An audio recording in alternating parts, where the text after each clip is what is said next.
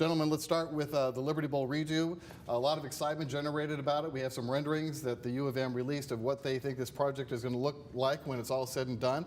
And I think most of the feedback, at least as far as the appearance of this thing, has been positive. People are excited about the fact that it's going to look maybe a little more enticing, perhaps when conference realignment happens again. We'll talk about that too. But you can see there's a lot of different improvements there. We have a graphic to kind of break down exactly how much it's going to cost, et cetera. They're estimating anywhere between $150 and $200 million. Generally speaking, when they give a range like that, you can count on it being on the higher end of that probably. Right. They want to start construction at the end of the football season next year and finish it in 2025. It includes more premium seating, family boxes, and party deck patios. Mayor Jim Strickland is on record as saying that the funding needs to be worked out, but the U of M will pay the lion's share. He said that over on WKNO on the Behind the Headlines program. So that is kind of where we stand right now. So let's first talk about how we're going to pay for this, because I think that's what a lot of taxpayers want to know. They're billing this as a public-private partnership. Otis, what's your read on exactly how that's going to come together? Well, I mean, I think that that's something that they are trying to work out right now, Richard. How are they going to pay for it? And I think Mayor Strickland was clear. The bulk of the onus is going to be on the University of Memphis to come up with the lion's share of the money. That was his words. I think the university certainly is going to tap some of the rich donors that always come through for the University of Memphis. That's one thing. I think they're going to put the ask in for the state to provide some money, especially when you look at what the state has done for Nashville, for the Titan Stadium. They're going to say at least give us some of that. And then they will ask city and county to put in a little bit of money. But they're going to have to do a really big fundraising effort here to get that money from private donors and also from the state. And we'll see if they're able to do so. I think they will. This will be the first big test, Richard, of the new president, Bill Hardgrave. He was at the press conference the other day. And I think he's on board with this, as far as I know. And so we will see how he is able, along with Laird Veach, the athletic director, see how they are able to get this money raised. I think they can do it, though. Okay, you don't think it's too ambitious? Well, I mean, it's somewhat ambitious, but you know, in today's prices, I mean, when we look at, you know, how much it costs for stadiums these days, the one that they were looking at as a model is out in Colorado. It cost $230-some million when they did it. Now it would cost about $400 million to build a new stadium. So yeah, I think $150 to $200 million is doable if all of the parties involved commit to trying to add and raise the money to get it done. And what they're looking at doing is similar to what they did to Arrowhead Stadium out in Kansas City. Exactly. So part of this, Brad, is a sense of urgency that they need to do something quickly, because as these conferences, athletic conferences, mull whether they need to expand, some are contracting, what have you, but nonetheless, Memphis wants to be a part of that conversation. And Jeff Calkins opined on that. Let me share that with you first. He asked the question, will this be good enough? There's just no way to know about that, he said.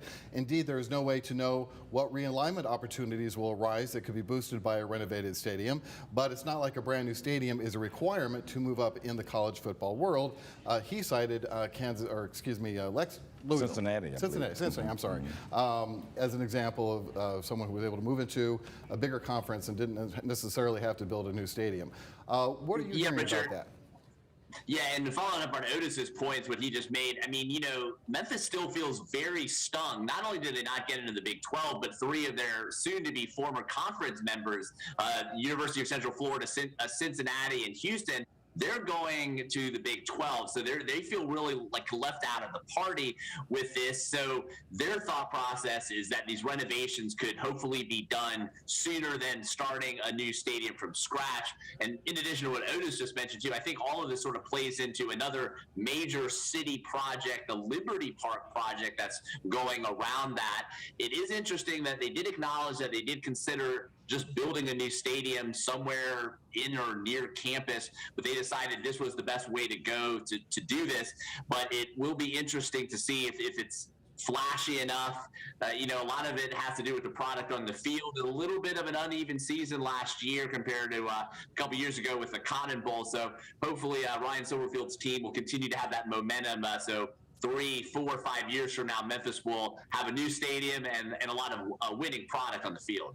Otis, since I've been here in '94, there's been conversation about eliminating the football program altogether back in those days when the program was losing a lot of games, to thinking big and trying to put a big stadium on campus. You work at the university as a professor there. What are you hearing on campus among your colleagues in terms of the need to actually have the stadium physically present on the campus? Well, I think in terms of people who work there every day, like I do, the faculty and the staff, there is a little ambivalence about whether there should be a stadium on the campus. I think that idea has been driven over the years, Richard, mostly by boosters. I mean, when I look at somebody like a Harold Bird, who's a good friend of mine, who has been advocating for on-campus stadiums for many, many years, and others are doing the same. Even President David Rudd, in his last few months, raised the issue around whether we should really seriously consider an on-campus stadium. But I think Laird Veatch kind of addressed that the other day when he said that they looked at it. Land acquisition would be a big issue with all of that. And they just felt that this was the more prudent way to go. This is probably more doable when we talk about the amount of money that's going to be needed. And I think that the people, certainly I'm speaking for myself, I mean, I would be fine with a renovated stadium that looks nice and can attract us to another conference if that's the way we want to go. Now, I would be remiss not to bring up the NFL sting here. I was a Cub reporter in Jacksonville when there were 5 cities vying for an NFL expansion franchise.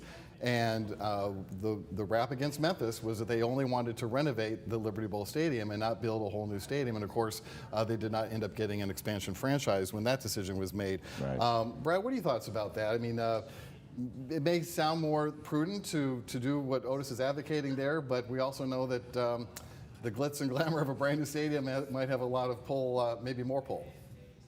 Not to date myself on the expansion, but I was a young 7th grader in 1993 in Charlotte, North Carolina, when we were awarded the Carolina Panthers. So that was certainly a great day for North Carolina. And they also built a brand new stadium from scratch in uptown Charlotte. So that comparison is very timely because, yes, they just tried to kind of tinker with the Liberty Bowl, and it wasn't good enough. So I think with the price of these stadium renovations today, I think that they, in the end, you also have to consider that they're, Southern Heritage Classic, the annual Liberty Bowl game, those had to have been factors too, in addition to all hopefully the momentum going around the Liberty Park. If you look at the renovations, if those renderings, turn out to be true, I mean, the west end zone would be a lot more glassy. It would be a little more of not as such a huge halo of a stadium, and make it a little more open air. So I think the value is in this. It can be done faster. There's less drama, like you said, with land acquisition. I mean, it's also a testament to Otis's employer at the University of Memphis. There's a lot of expansion going on. You drive around along Southern Avenue. I don't know where a viable place would be other Where than would you put it? a golf course. Yeah. And very briefly to the point about if this were a pro team that we would be talking about trying to land an NFL team, yes, we would definitely need to be talking about a new stadium rather than renovating this one. But we're talking about the University of Memphis College football and all the other events that happen there. I think this is the prudent way to go. Yeah, in all deference to the Big 12, you are not the NFL. Exactly. Yeah. You are not Despite what you might think about yourself. Exactly. Okay. We'll take a break. When we come back, we'll take up another topic, and that has to do with the TVA. They've not had the best of weeks. In a moment.